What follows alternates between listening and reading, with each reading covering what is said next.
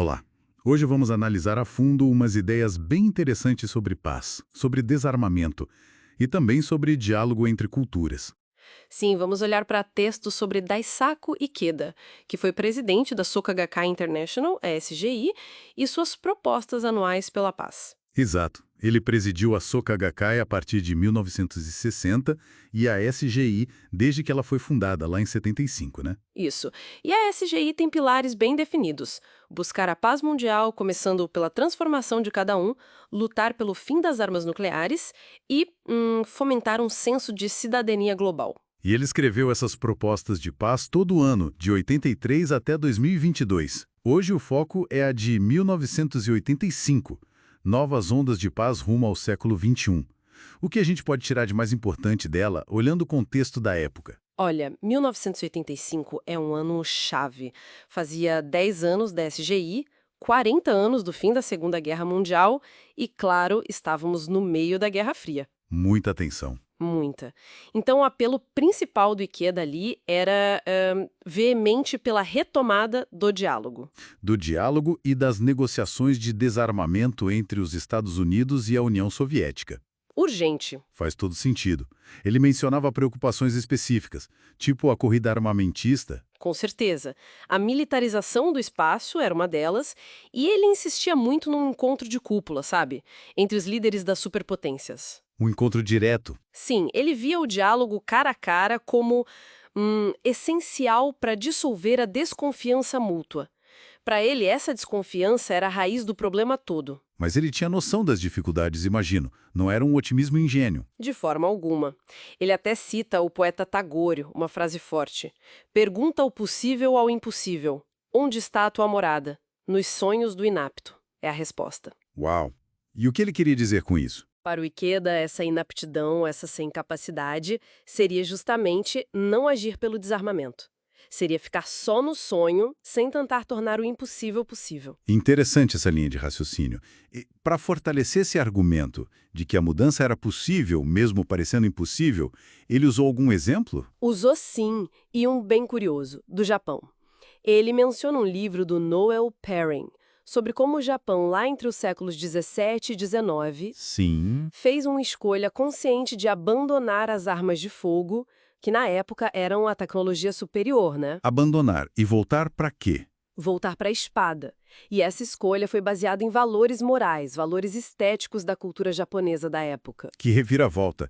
Quer dizer, abrir mão de uma vantagem tecnológica por uma questão de valores. Exatamente. O ponto central dele com essa história era argumentar que nós, seres humanos, não somos, tipo assim, reféns passivos da tecnologia que a gente mesmo cria. Entendi. Assim como o Japão Tokugawa escolheu abandonar as armas de fogo, a humanidade poderia, no século XX, escolher abolir as armas nucleares. É uma afirmação poderosa sobre a nossa capacidade de decisão, sabe? Contra aquele pessimismo de que a tecnologia nos domina. É uma perspectiva forte mesmo, essa da agência humana. Mas, tá, como ele sugeria colocar isso em prática? Não dava para depender só dos líderes conversarem, né? Não mesmo. Aí que entra outro ponto fundamental para ele.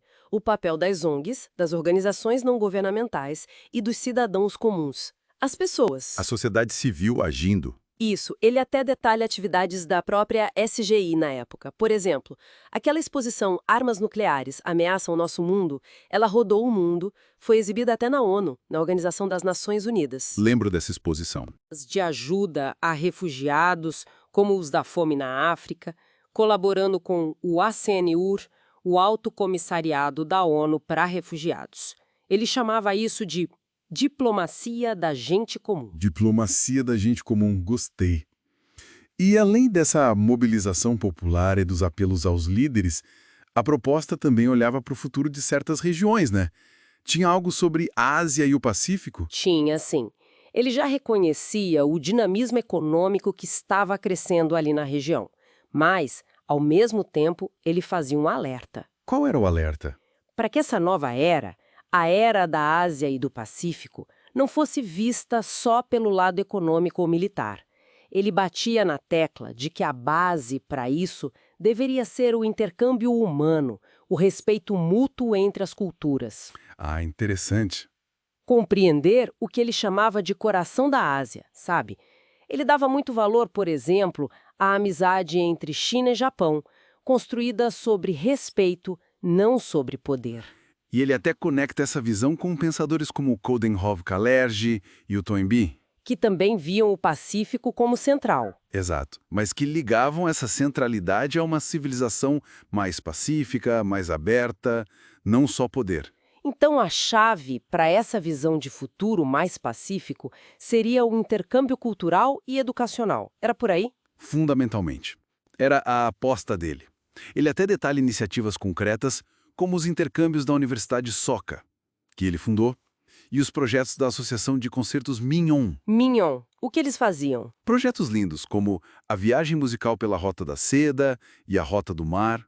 A ideia era justamente essa, usar a música, a cultura, para conectar os povos, promover entendimento mútuo e, assim, construir laços de paz. Faz todo sentido. Usar a arte como ponte. Exato. Então, para a gente resumir um pouco essa análise da proposta de 1985, fica claro que é um chamado forte para o diálogo lá em cima, entre os líderes, sim, Com certeza. mas, ao mesmo tempo, é uma aposta enorme no poder das pessoas comuns, da educação, da cultura, para conseguir superar a desconfiança e construir a paz de baixo para cima também. Perfeito. É uma visão que se recusa a aceitar o pessimismo mesmo diante da ameaça nuclear, que era muito real ali.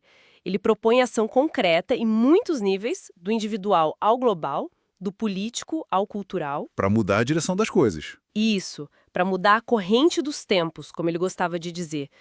Deixar para trás o medo, o conflito e ir em direção à compreensão mútua, à confiança e à paz.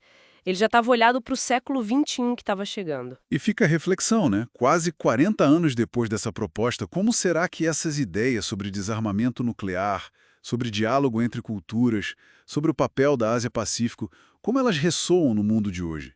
Será que a humanidade conseguiu, de fato, começar a mudar essa corrente? É algo para a gente continuar pensando.